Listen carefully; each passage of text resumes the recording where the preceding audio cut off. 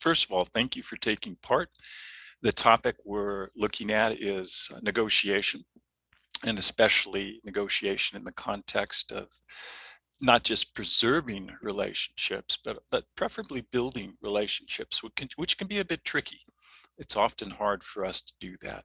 My goal is, I have several today. One is we're going to take a look at an example of negotiation in Daniel chapter 1. It's a really interesting story there, and we're going to spend some time working through it and I'm going to draw out some lessons that you may not have thought about previously.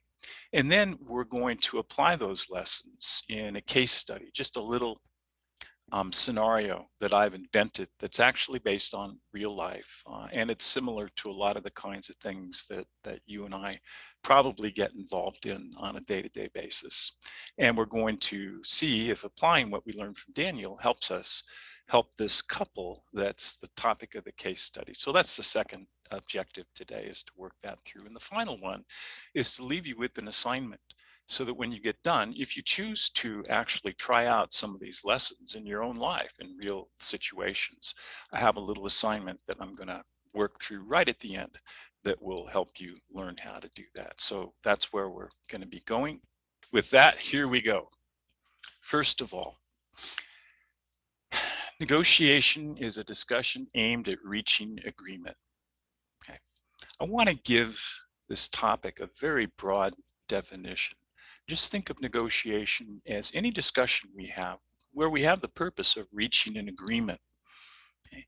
And we have these kinds of discussions all the time. We usually think of negotiation in big terms, for example, countries that are negotiating treaties, or political negotiations that take place between one group and another group, perhaps to decide on who our elected representative is going to be. But we also negotiate, we have discussions where we need to reach agreement in smaller things, questions that arise at church when we're trying to, for example, decide what should the youth group do this weekend? Where should we focus? Different people might have different ideas on that. Should we get new carpet, or should we paint the sanctuary? Anytime we have to reach an agreement, we're going to think of it as a discussion that is actually a negotiation. It happens all the time in our families as well, where we have to work out with sometimes our children, most often with our spouses or parents, in-laws. How are we going to wind up doing this? And the idea is that if we can get more comfortable with dealing with negotiation and the small things of life, it'll be easier for us to begin to apply some of those lessons when we get to larger questions where there's more at stake. For many people, myself included, difficult negotiations are not very fun. They can be very competitive sometimes, with a lot of back and forth. People put pressure on each other to give in to what they want. Strong emotions sometimes can be generated, fear, anxiety, anger perhaps at the other person. And those kinds of emotions and the way they play out, how we talk to one another, can really strain relationships, so much so that we may just give in, say, okay, fine, have it your way. We may use words that are more gracious than that, but that's essentially the orientation of our heart. Or we might look for a quick compromise, simply say, well, let's meet halfway, just to get out of the situation because it's created a lot of discomfort. And here's the idea behind what we're going to do for the next hour. We can learn to negotiate differently. Sometimes we'll get stuck in that kind of negotiation, and we just have to do the best we can. But there are some things that we can learn from Daniel that apply to any negotiation that you and I have today. And the interesting thing is that any negotiation, from the smallest to the largest international kind of problem, they're more alike than they are different. The dynamics that you see between countries are very similar in many ways to the dynamics that happen right within our own families. And so by looking at smaller things and looking at Daniel, hope for people to become more comfortable with all of this and to be able to look at negotiation in a little bit different light, perhaps, than you have in the past. So what we're going to do is we're going to read from Daniel. And this is from Daniel chapter 1, verses 8 to 16. You have it on the screen there. I'm just going to read it. Please read along with me. You can open your Bibles. I think I also put it in the notes. So beginning at verse 8, Daniel chapter 1. But Daniel resolved not to defile himself with the royal food and wine, and he asked the chief official for permission not to defile himself in this way. Now God had caused the official to show favor and sympathy to Daniel, but the official told Daniel, I'm afraid of my lord the king, who has assigned your food and drink. Why should he see you looking worse than the other young men your age? The king would then have my head because of you. Daniel then said to the guard whom the chief official had appointed over Daniel, Hananiah, Mishael, and Azariah, please test your servants for 10 days. Give us nothing but vegetables to eat and water to drink. Then compare our appearance with that of the young men who eat the royal food, and treat your servants in accordance with what you see. So he agreed to this and tested them for 10 days. At the end of the 10 days, they looked healthier and better nourished than any of the young men who ate the royal food. So the guard took away their choice food and the wine they were to drink and gave them vegetables instead. Okay, it's the word of the Lord. So here's our first question. And when you have, if you have something you'd like to contribute, please unmute yourself and go ahead and tell me what you think. And remember, I'm not looking for right answers, so feel free to even try what seem to be sort of off the wall ideas. Why did Daniel's negotiation with his guard succeed when his negotiation with the chief official did not? So the guard maintains control. There is a risk, right? Because the guard has to have these trainees looking well nourished and healthy, but he's willing to take a risk. He can maintain control, so that minimizes the risk that he's taking. It may be that if it works out well, he looks good. He gets to serve his king well, and people take notice that, hey, this guy knows how to go about managing the people who are in training to go into royal service, and maybe he'll get a promotion. Maybe it will help him out later on. So there are all kinds of things. We don't know because the text doesn't tell us what was motivating the guard. We don't know what was in his heart, why he said yes. All we know is that he did. But these are likely candidates that help explain why would the guard say yes when the chief official said no. So what you really have here as we examine this is it wasn't simply a matter of saying yes or no to Daniel's requests. There are underlying desires, there are underlying motives that are operating here that are actually at the root of how each person answers. The chief official says, can't do that. Why? Because he's fearful of the king.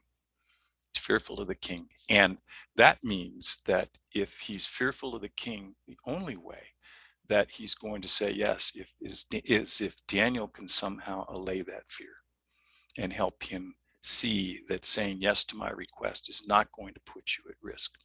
Didn't seem to be possible. With the guard, the situation has changed. The guard maybe has some desires to self-advance. It may be that he just likes Daniel and would like to give him a shot at seeing whether or not this works out. He can maintain control of it because he's in charge, and that helps minimize the risk. In the language of negotiation, these are what are called interests. And I want you that's one technical term I'm just going to throw out there. I'll try to avoid technical terms. But if you ever take a course in negotiation, or if you're reading something about the more technical aspects, they'll refer to interest. And all an interest is the underlying motive. It's the desire of the heart. It answers the question, why do I want what I want? Okay. What we see is that the chief official and the guard have answered with simple yeses and nos.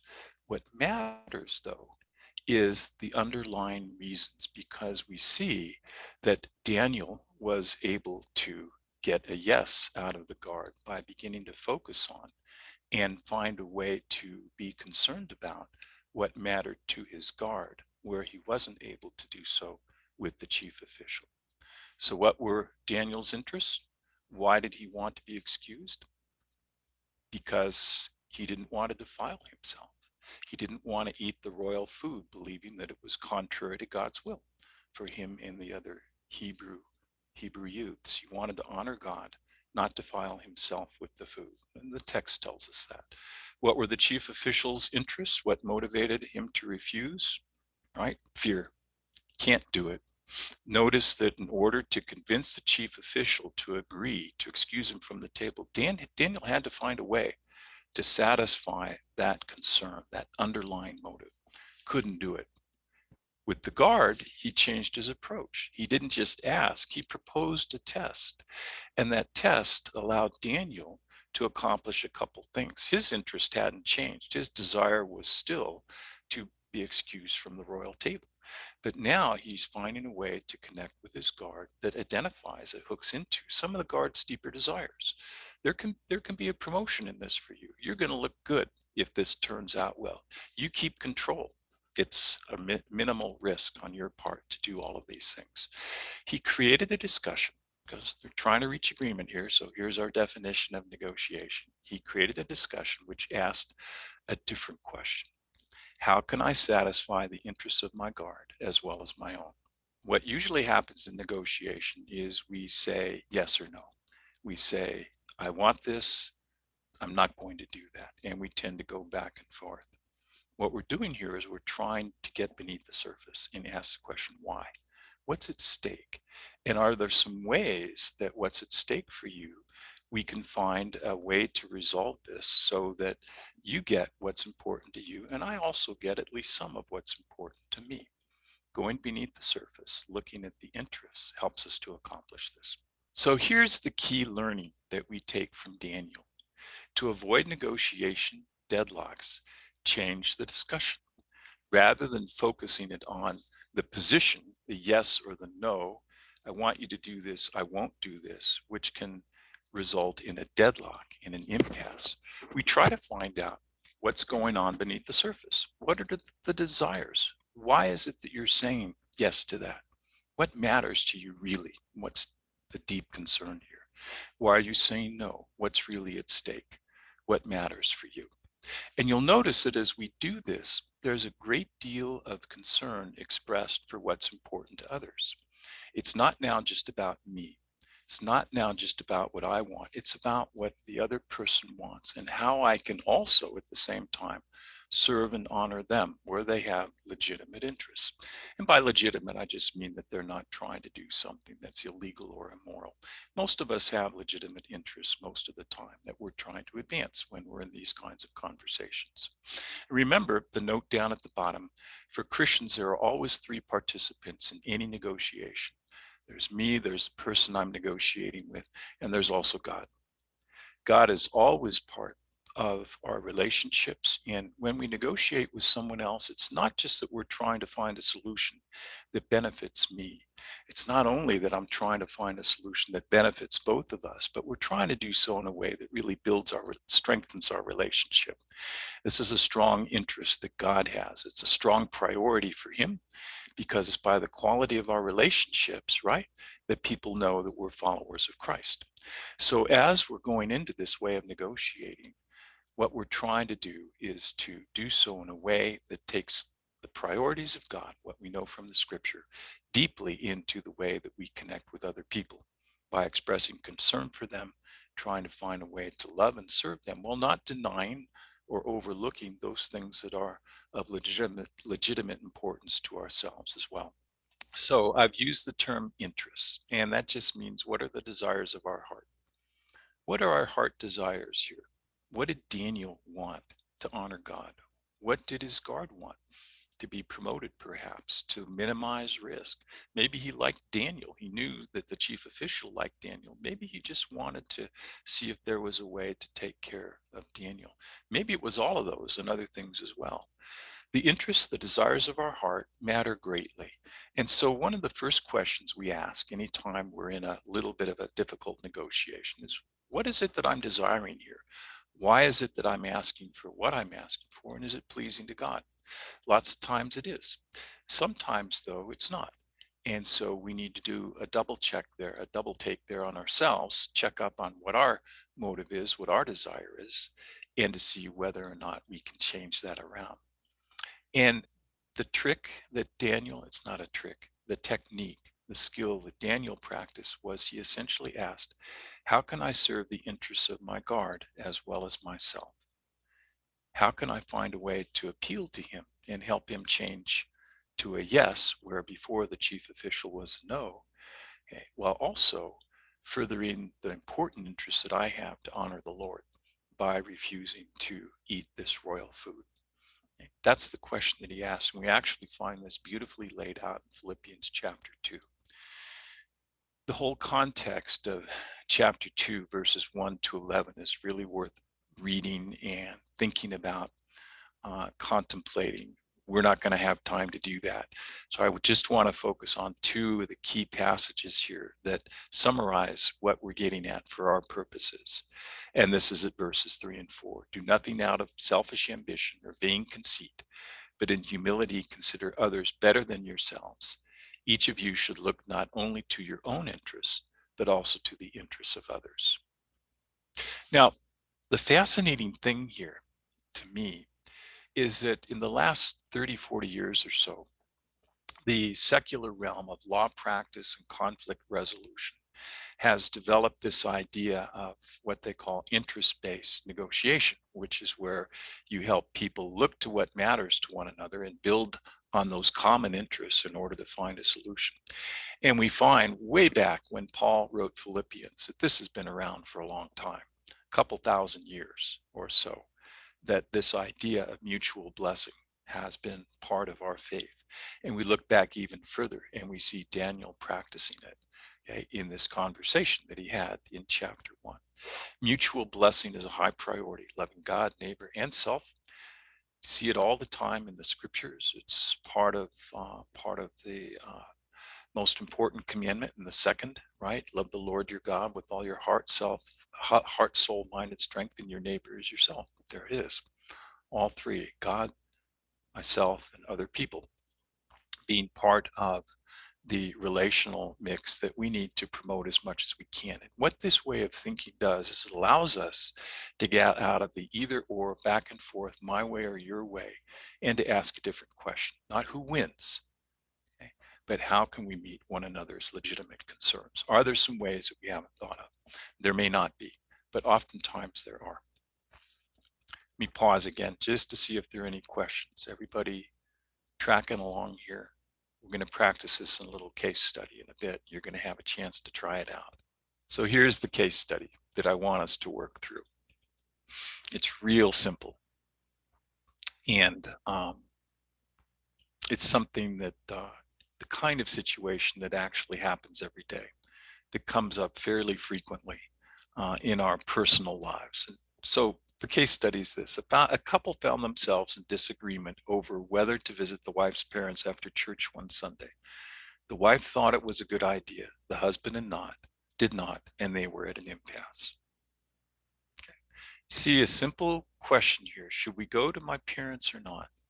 The wife says, yes, we need to go. We need to go to our parents, my parents' home. And the husband says, nope, not going to do it, not today. That's all we know so far. And we have these kinds of conversations all the time where we have something that we have to decide. There's a lot of context, but depending on the relationship and depending on what's at stake, we often don't take the time to get beneath the surface. We often feel threatened that what I think is important, it's now being opposed. Someone is blocking me from accomplishing what I know needs to be accomplished. And that emotion that's generated of fear, anxiety, or aggression, I've got to win here, I've got to make sure that this happens. Those kinds of strong emotions can really generate difficult words. Relationships can break down.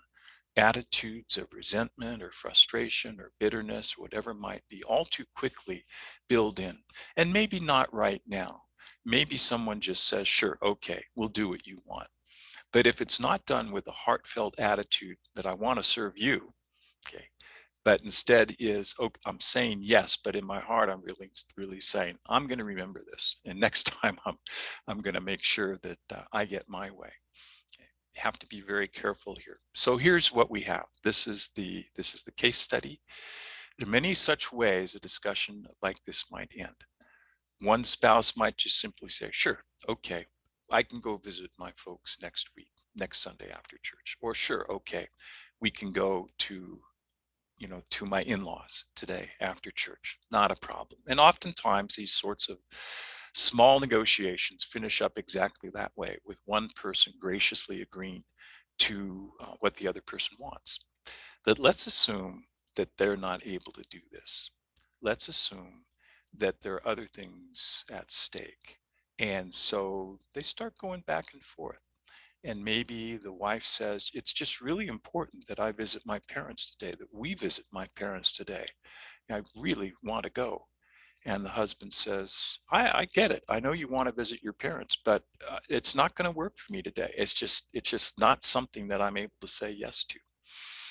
And the point is that they each take a position on this. We're going to go to my parents. We're not going to go to my parents. And the more you tend to take a position, the more you tend to dig in your heels, because now you have a stake in looking right. You've said something, and backtracking from that can feel like you're just capitulating, giving in after having taken a stake and saying, no, that's not going to happen. And this is where things get tricky, where relationships can begin to be damaged, where relationships can break down. And that's what we want to try to avoid. So here's what we're going to do. They might ask questions of each other to begin to discover the deeper concerns and desires of their hearts. What interest does each person have? What is it that underlies this request of the wife? What is it that underlies this response of the husband? So the way we find more information is to ask questions. Okay. So let's imagine that you are the wife or you are the husband.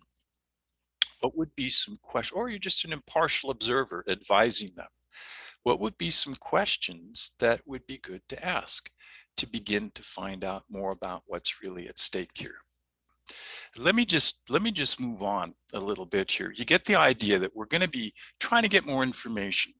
And we're going to assume it's a fairly simple relationship, not with a lot of backstory that creates tensions that would make this a more complex setting.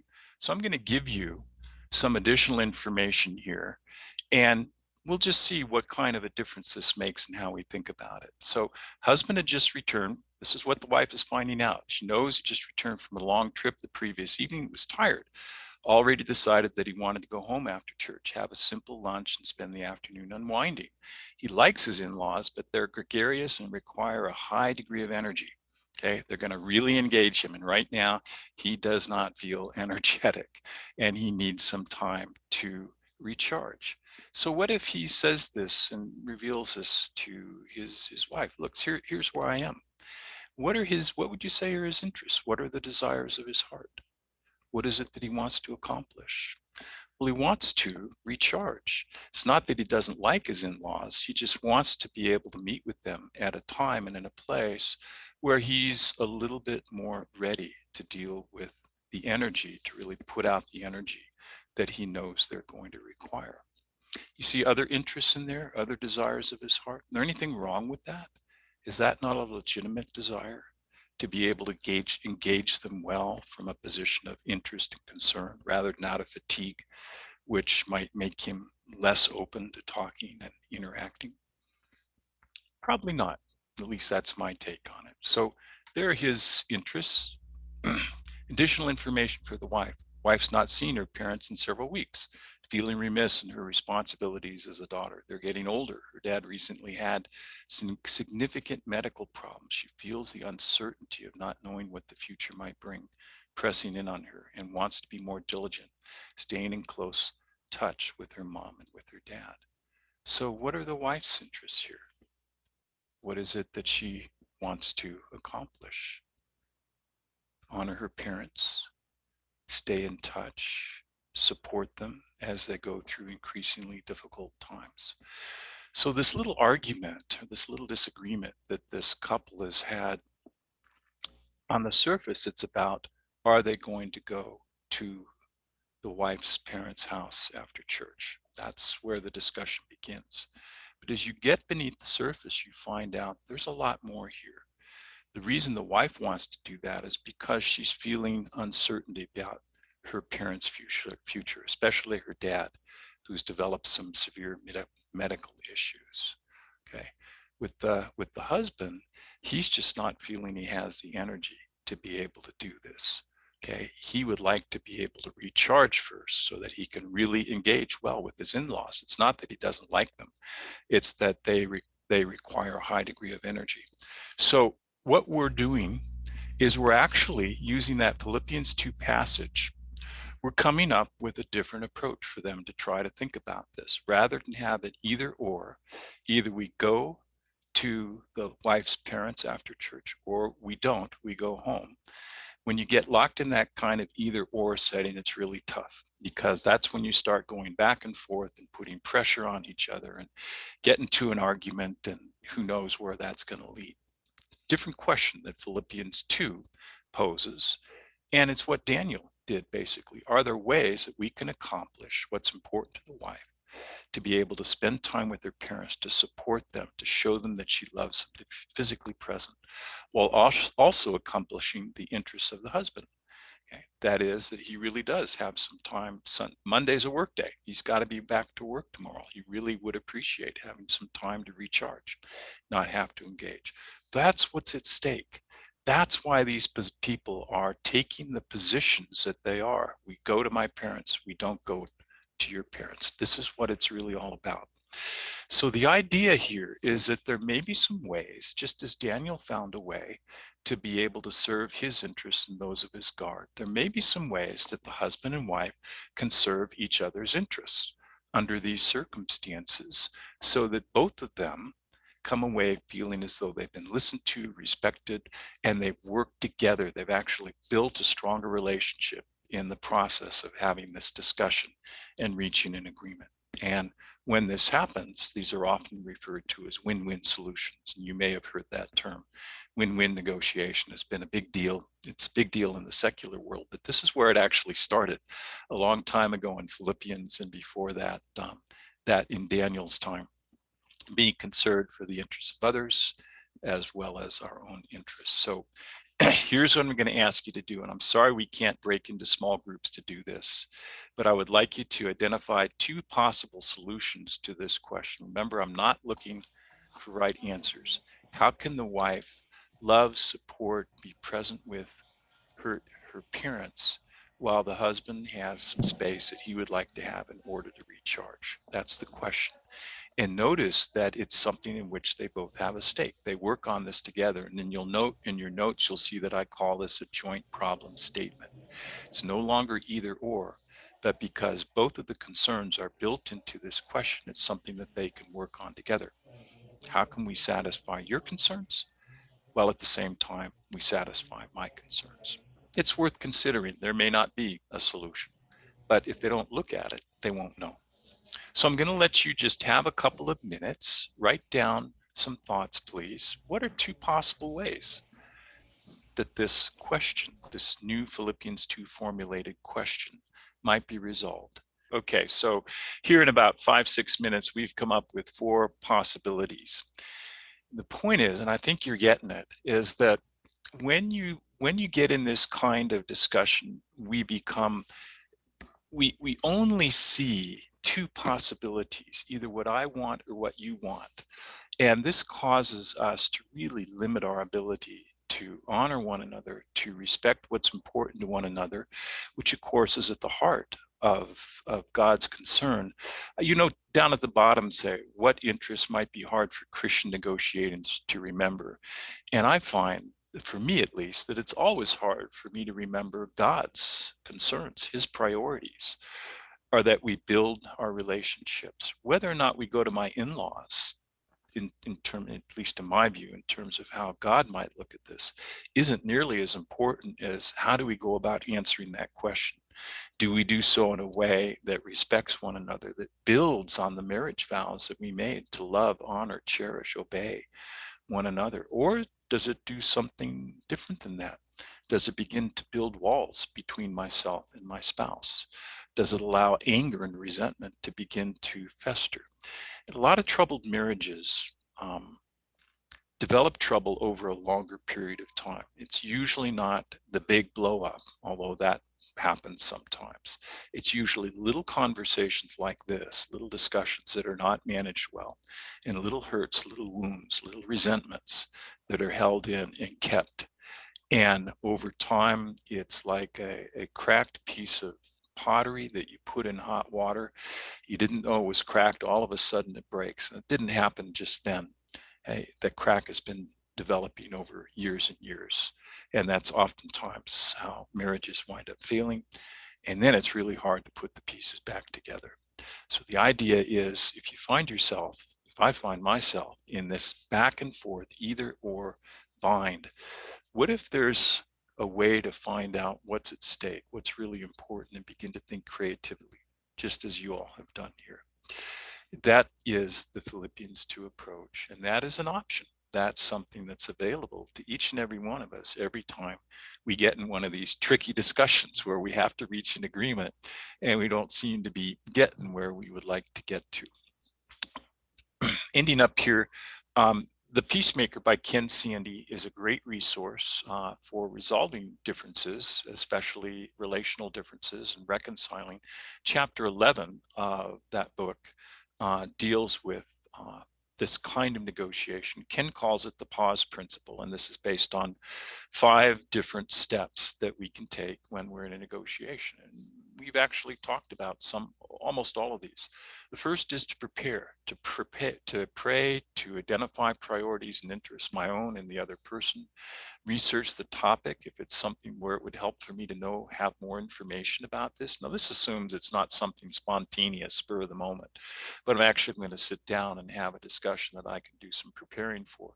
For husband and wife, the best way to prepare is to develop an open, caring relationship over time, so that when you reach these awkward conversations, you're in a position not of having to look strong or having to protect yourself, but of being used to working with this person and trying to find a way to do what's best for them, even as they look to find a way to help you accomplish what's best for you. So preparation, affirming the relationship. The 2 big ways that I've found this is helpful: it's not just thinking good thoughts about someone. Listen thoughtfully to what they have to say. Listen carefully. Okay, show them the same kind of respect that you would like them to show you when you speak. Ask respectful questions. Don't do so in a way that puts them on the defensive, or that really is a statement in the guise of a question. The classic one is where you basically, well, look, don't you think that what I'm proposing is really the best way? That's a question, but it's really a statement of your intent and trying to get them to come along to your side. Ask respectful questions that show you're concerned about them, that demonstrate the same kind of concern that the Lord shows us. Understand interests. We've been all through that. That's Philippians 2, search for creative solutions. Building, if possible, on the interests of all. Evaluate objectively. Choose the best solution. Okay. If a solution doesn't work, well, find out why. Okay, this solution that we're proposing looks pretty good to me. You're not interested in it. What would you like to change in this possible solution? What change would make it workable for you? Okay, and let them begin to say, well, it doesn't work. Here's what we need to change. How about if we do this instead? The idea is to get to a point where, as much as possible, the concerns that everyone has are being met, and see if it'll work. Works a lot more than you might think, but it takes more practice than you might think as well. And so that leads us to the last part here, an assignment. There's a fairly long assignment in your notes. I tried to shorten it and make it more doable. First of all, identify your natural negotiation style. Do you compete, avoid, or compromise? Anytime you're in this kind of discussion where you have to reach an agreement, is your natural response to compete, to try to win to your point of view? And this especially happens when we get in this back and forth either or, where we put pressure in one way or another on the other person to agree with what we want. Do we avoid? That is, we're so uncomfortable with this, we just try to put it off, or we quickly say, okay, have your way. Of course, there's nothing wrong with that if it's done with an empathetic heart that really wants to serve the Lord and serve the other person. But if it's done out of resentment and frustration, all we're doing is building up the bad kind of relational memory that will make things worse off down the road. Some people quickly look for a compromise. Okay, how about, if I meet you halfway, okay, we'll split this. That can be a really wise thing to do, especially when time is short. Each of us has a natural style that we tend to pursue. So just be aware of it. It's where you are, and there's nothing wrong with it. There's not one thing better, and that's not that one is better than the other. Each of them has strengths and each of them has weaknesses. So become aware of what your natural style is. Second, at least once each day when you're having a conversation where you have to find an agreement, try to see what the interests are. See if you can identify what your interests are, what the interests are of the other person. Okay, just do a little bit of practicing there so that you get in the habit of not just listening to what they say, but saying, that's really interesting. Can you tell me more? I'd like to know more about why you feel the way that you do. That kind of question, relatively non-threatening, okay, if it's genuine, it shows a lot of interest and concern for the other person. And you begin to get a sense of how to ask good questions using your style, your wording, your personality that begin to help other people open up. But also be aware of what's at stake for you. Make sure that you know what your interests are. When you're finally ready, give it a try. Okay. And like any new skill, this requires practice. So the book, The Peacemaker, our website, Relational Wisdom 360, rw360.org, or my email address, I think is in your notes, chip@rw360.org. I'd be glad to be in touch with you personally. And that brings us to the close.